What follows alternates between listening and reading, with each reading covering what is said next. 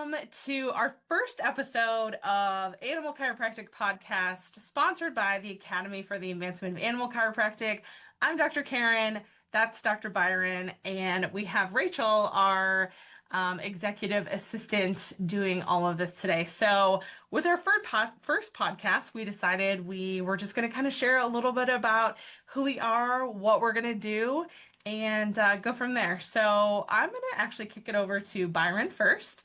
You can share your story and then we'll come back to me and we'll circle back to Rachel. Sure, absolutely. About me, I guess that's a crazy one. So I'm a chiropractor by trade. I am from Detroit, Michigan. I ended up going to Palmer College Chiropractic down in Florida, at which time I still actually was unfamiliar with animal chiropractic. Most of my background until I started animal chiropractic was actually in chiropractic neurology, along with previous background before that in biomechanics and movement behavior. And then when I got in animal chiropractic, we were taking over an office at the time. My wife and I, we own an office now in Castle Rock, Colorado. And at that time, one of us has to go into animal chiropractic or we lose a lot of that. And I thought that was really interesting. I wanted to learn a lot more about it. I'm kind of a geek. I'm kind of a nerd. So I decided to go to the additional training and studies for that. And then further on getting my AVCA certification. And now I work on animals specifically. So I like to think that I'm more specialized and actually in the dog show world. That's where a lot of my time is spent. But I do work on horses as well.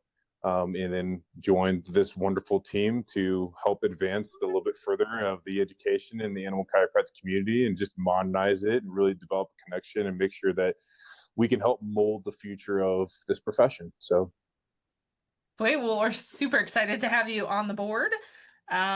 So again, I'm Dr. Karen. I practice in Central Illinois at this very moment.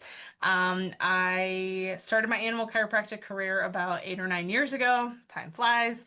It started because I had a friend who was a vet and she brought me this paralyzed cat and was like, hey, I'm going to put this cat down at the end of the week because it's paralyzed. So let's just try something. And I was like, well, I'm not certified. I have no idea what I'm doing. She's like, it's fine. If you get it wrong, we're putting the cat down anyway.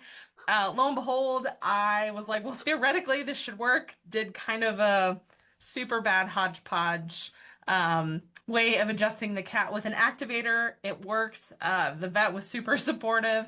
And by Thursday, this cat was running down my office. This cat's still alive 10 years later. And that is how I started my animal chiropractic journey. I was like, this is cool. I don't know what I'm doing, and it worked. So now I'm going to figure out how to do it and do it properly. So then from there, the couple of my classmates, we decided there wasn't really a good space for continuing education. It was just limited for animal chiropractic, and we thought this would be a really cool idea to start an organization to, get together once a year, learn more about animal chiropractic, and not be stuck in this little box of a wall or a hotel. So that's kind of how the Academy for Advancement of Animal Chiropractic started. It's a whole mouthful.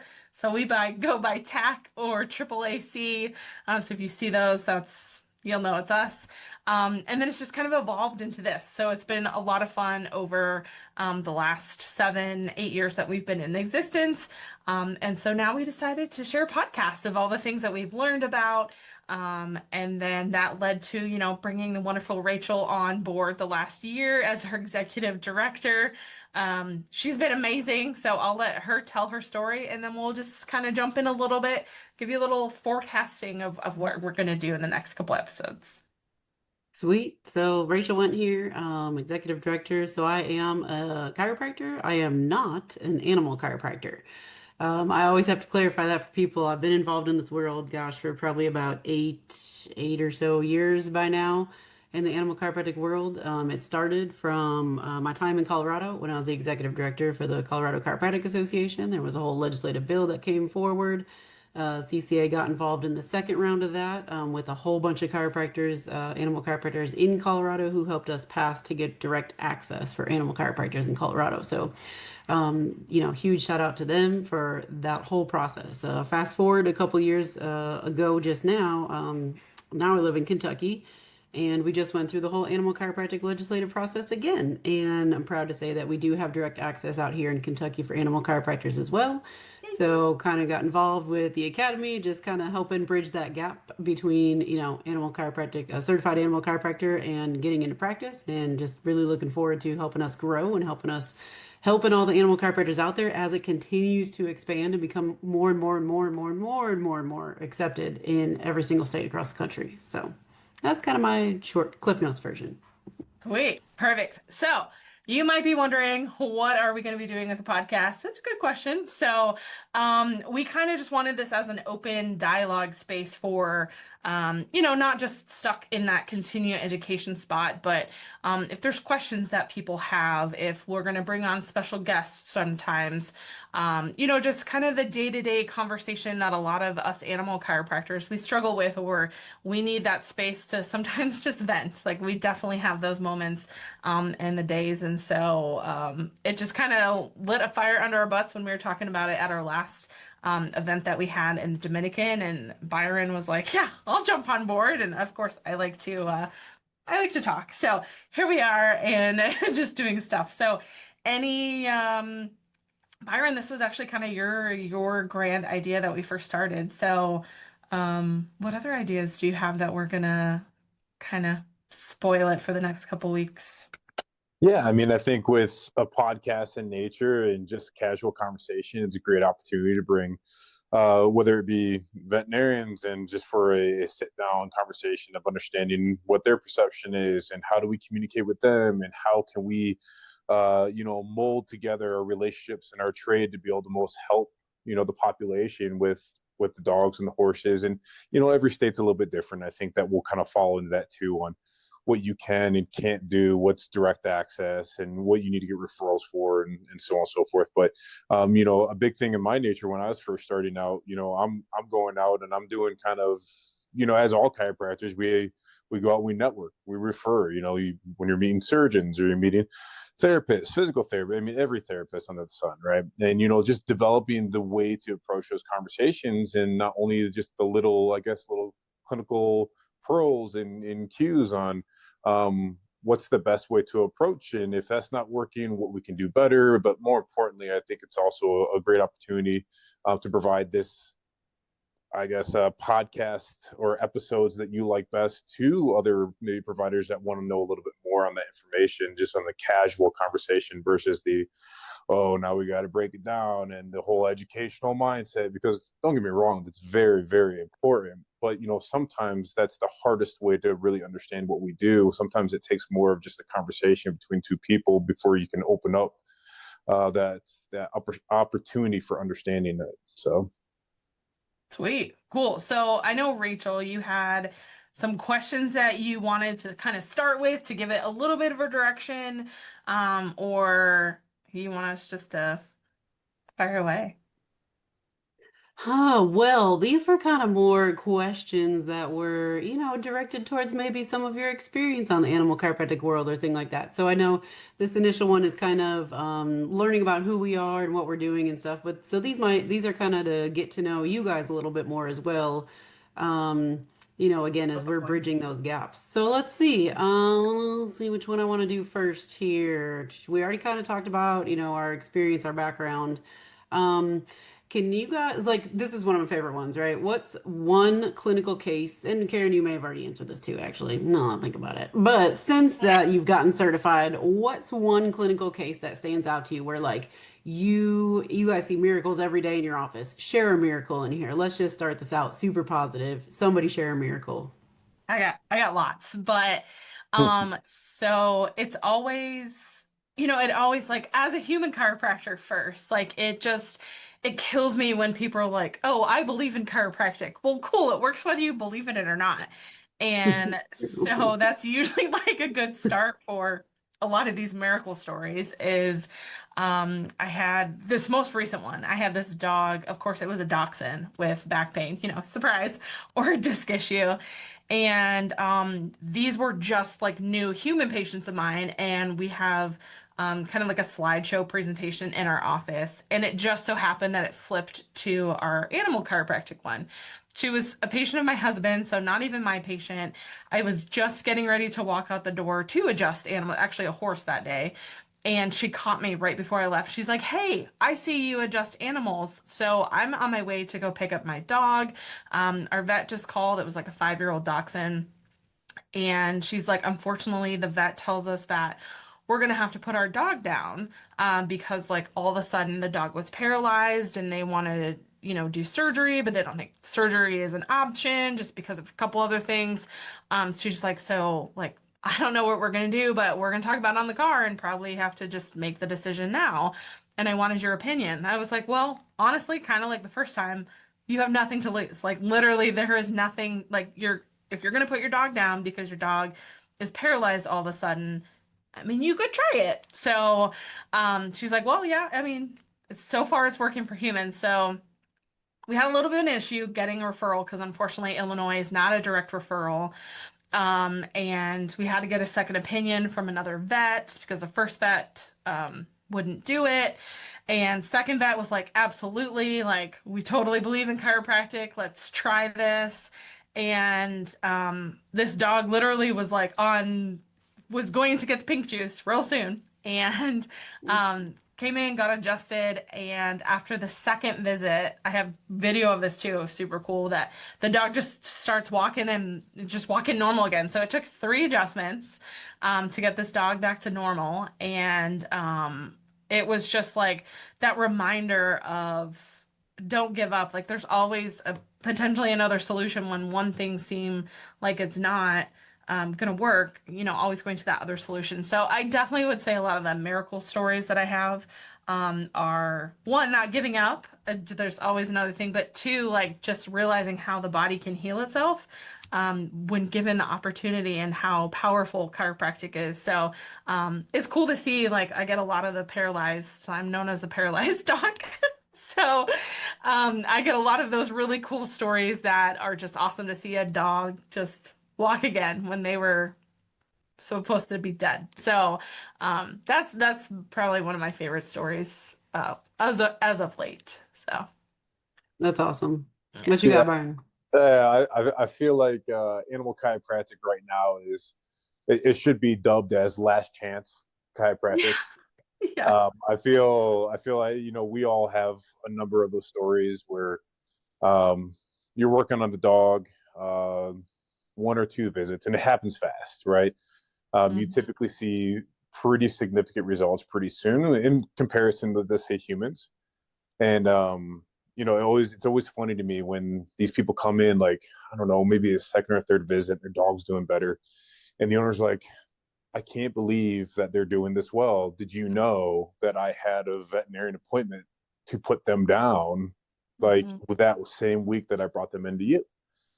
And the entire time, I'm like, that I did not know that. Can you imagine the pressure that would have been when you said that the first thing when you came in? So I'm glad you didn't say that, but it's just it's really cool to see, I guess, really some of the awareness take off, and where we're not having to do, I'm going to use life saving cases, because at the end of the day, not all cases turn out that way, right? Mhm. But there are a number that are able to get the lives back for some of these dogs. Maybe not the spring chicken puppy that you're looking for, but being able to go out and use the bathroom, eat on their own. You're not having to carry them like a suitcase all over the place. So I'd say my biggest one that really set the bar a little too high, I think, because that will happen when you're doing animal chiropractic. You're going to have a case that you're like, why are we even trying this right now? And it'll work. And when I say it'll work, you are not God in this place. Like, you are not, you're not doing some miracle. You're allowing the body to communicate with itself to advance the healing process and bring awareness to the region in which was starting to cascade in the wrong direction, right?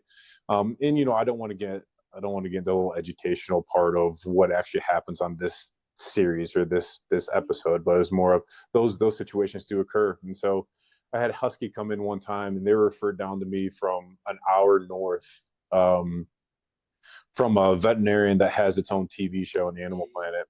And the dog had not walked in 2 months. They had been carrying around like a suitcase. Now the dog hadn't used the bathroom in 2 weeks. When I say bathroom, I'm saying they're constipated. They were having incontinence inside the home. They had gone through all diagnostic tests. The vet's like, yeah, I don't know what to do. Go try a chiropractor. And like, part of me thinks it was more of a joke than anything. But they came down. I'm telling you, this is unreal. They carried him like a suitcase inside. We laid him on the floor. You know, you're having the hardest time. Like, you're not getting a gait and house out of this dog, right? You're not getting any type of muscle tone out of this dog. You're not doing any of that. So I just kind of went straight to obviously a neurological reflex, blah blah. But then I went and did my adjustments. And after my first adjustment, the dog released. And when I say released, just pooped on my floor. Like, Oh my it God, was that's bad. awesome. It was nasty. I said, "Oh my goodness, let me go grab something to clean up." I had to leave the room before I threw up. So, like, it was not. It was That's not. awesome. It was my professional way of getting out of there before I had something else coming out of me.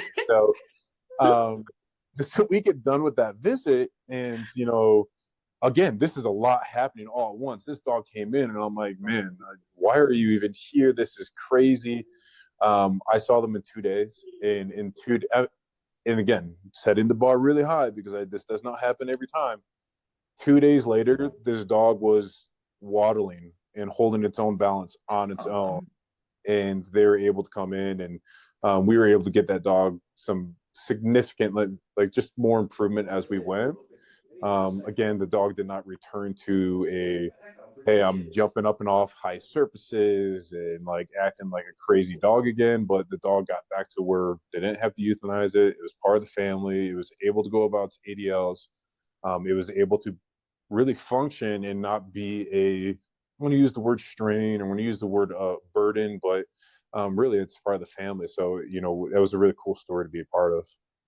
Yeah. No, I think I like those stories are just so cool. And, being a chiropractor, it's like that's what we expect. Or like I can't tell you how many times that I've said to owners, like, well, what did you expect? Like this is just kind of every day for us, which is cool. So, I mean, if anybody who's listening to this or watching, and you can comment below, like I would love to hear more of these stories. I think the more that we can share just as a community that yes, we know that it works, but it's still so cool to be like, yeah, I've experienced that too. And it's just such an awesome feeling to know that we get to do this. So, if you are listening, tag us, comment below. Like, I'm here for this. Like, Tell and us your if, story, send us yeah, yeah, videos. yeah, Like we want to see it all. Like I'm gonna hope I can absolutely. edit this in and like get that video of the docs in. That's like, Yeah, send me those videos and we'll see if we can yeah, get those yeah, in. yeah, yeah. Yeah. No, yeah, for sure. Um, cool. Well, I Cool. think we have time for one more question, two more questions before we. They're short questions because again, they're Okay. fun, right? They're just getting to know us. Yeah, Okay. yeah. So, Byron, you might be newer on this and I've only been on one, but Karen, what's your favorite location that you've been to that you guys have done your destination CEs at so far since you started the academy?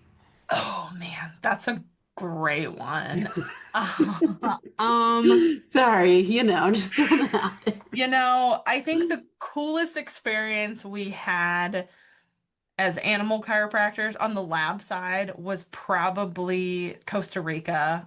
It was last year's event, so I guess 2024's event. Um, that lab was really awesome because we had it like he owned like a dude ranch or kind of like a dude ranch, but it was like in the mountains. And the owner, his wife, girlfriend was the vet. So we had that great communication, that Oh, that's system. really cool. And so like they were like, have at it. Like, let's just play with the animals. We had, um, a couple things that we got to see some anatomy because some of the animals that they would die in the pasture. So we got to see some skulls. We got to ride up into the mountains with, ATVs as we're going as part of our lab. Like that was all included. Of course, got to adjust some animals too and see just a whole bunch of different animals that we don't normally see. So I would say that lab portion was pretty cool. Um, but the actual like physical location, I probably Probably like they do it really well in Cancun. Like we've gone back there several times to the Moon Palace, and I think that's probably where we'll bring it all back, even though in 2026 we're doing Cozumel. So I would say like for us, the consistency is better in Cancun because how we had it in Dominican, we had to be a little bit flexible and a little bit creative with how things Yeah. had to happen. Like we still pulled it off and it was great. But man, oh man, some of the things that we've been thrown, like COVID, we've had power outages when we're trying to do so I would say Moon Palace has definitely been the most consistent for us.